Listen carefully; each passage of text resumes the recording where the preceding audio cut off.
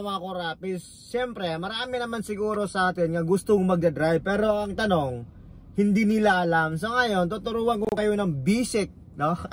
Basic lang naman nga, paano lang naman mag-drive sa basic, no? So ngayon, unang-una, kailangan yung mag-seatbelt, ganito. Ito yung seatbelt, so mag-seatbelt tayo, ganyan. Pagkatapos niya, atras muna tayo, atras, reverse. Ito yung basic para matuto ka mag-drive. Ganito yung gagawin mo, no? Atras, tapos abante. Gago! Atras, abante lang muna tayo, no? Atras, abante, atras, abante. Tapos brake, yung foot brake, kailangan yung apakan, dandahan. Atras, abante, dandahan lang, atras, abante, dandahan. So ngayon, dahil marunong ka na, dahil nanood ka, so ngayon, pagkatapos mong mag-atras abante, no, dahil natuto ka na, so pwede ka nang dumiretso, no? Pwede mo na medyo taasan, no? Taasan yung pag-atras at abante mo, no? Wag lang yung maraming crowded na mga sasakyan or maraming mga naglalaro ng mga bata o maraming nagbibisikleta, dahil delikado po yung mga kurap, no? Dahil pag nagkamali ka ng apak, baka lilipad yung sasakyan mo, no? Pero doon ka muna sa mga basic na pagdadrive, no? Atras abante, paulit-ulit, no? Ganun lang. So pag marunong ka na noon, kailangan mo din na gumagamit ng mga signal light, turn left, mga ganon, turn right, turn left, parang malaman mo. So huwag kang pupunta sa mga area na maraming tao doon. Dapat kung nasa inyo ka lang banda, no? Kung meron kang marunong mag-drive sa katabi mo, parang instructor mo na rin, kamag-anak mo, ano, kasi walang bayad yon, pwede ka nun. Pero dahil hindi ka pa marunong mag-drive, ganun lang tayo muna, no? Tapos kung marunong ka na, pwede ka na kumuha ng license, no? Pwede ka na mag-apply. Marami kasi mga kababayan natin ng OFW, takot sila dahil hindi sila marunong, no? So ngayon ang sasabihin ko sa inyo mga kurap na, huwag kayong matakot mag-drive. Bakit? Dahil dito sa Hong Kong, may mga instructor, no? Tuturuan kayo paano mag-drive. Saka kung natatakot kayo kasi baka mabangga kayo, hindi po kayo mababangga dahil yung may sarili silang brake, yung sa kabila may brake, sa'yo may sarili kang brake. So wag kang matakot dahil tag-iisa kayong brake, no? Di mo kailangan matakot Huwag kang mag-i-stay nga kung helper ka lang, no? Sa bahay, dapat kailangan mo ring mag-drive. Bakit kailangan mo mag-drive?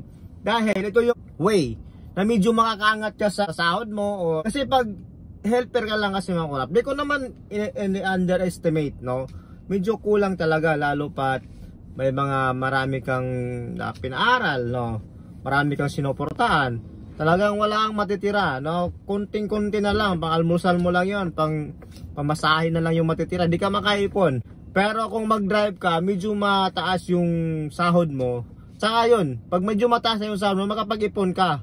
Dahil makukontrol mo na yung makukontrol mo na yung gastusin Kasi yung minimum ang sahod mo, nakapagpadala ka naman ng maayos, no? Pero kung tumaas yung sahod mo, at least yung sobrang ng taas ng sahod mo, pwede mo iipon yun. Huwag mo ipadala sa Pinas, iipon mo yun.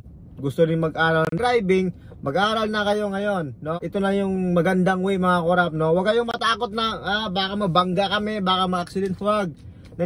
Kung nandito kayo sa Hong Kong, ito yung pinaka the best, no? Bakit? Ang Hong Kong kasi, ang batas ng Hong Kong is parihas.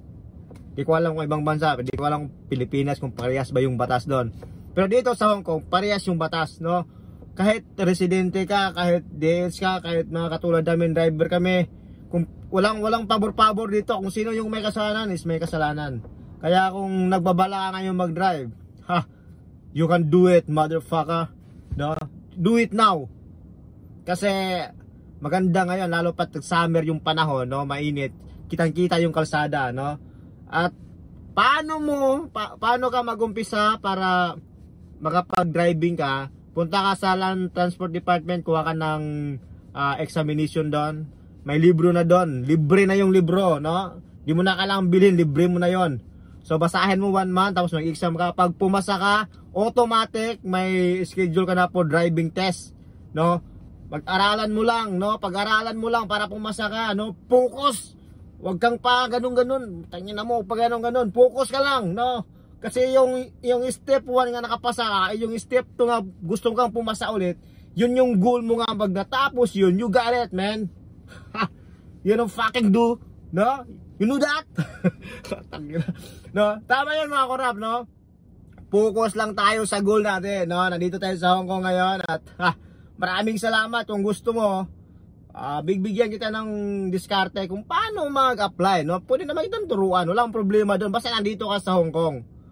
Pwede ka mag-comment na kurap, paano meron, no? Kasi paano ba tayo mag-apply doon, no? Pwede bang paturo kung paano yung mga para makapag-apply ta sa driving? Turuan kita, walang problema, no? I got you, man, no? Akong bahala sa iyo. Hindi kayo mahirapan. Huwag kayong magtanong sa maraming tao. Tulad ako ngayon, nagsasalita ako ngayon dito, tapos nakita mo yung vlog ko at gusto mo mag-apply. So, message ka lang na pwede mo ba akong turuan, pwede mo ba akong paano mag-apply, paano yung mga proseso. Tuturuan kita, men, no? Huwag kang mag-alala. Tuturuan kita paano. So maraming salamat, no? At hanggang dito na lang. Like, comment, and subscribe. Peace!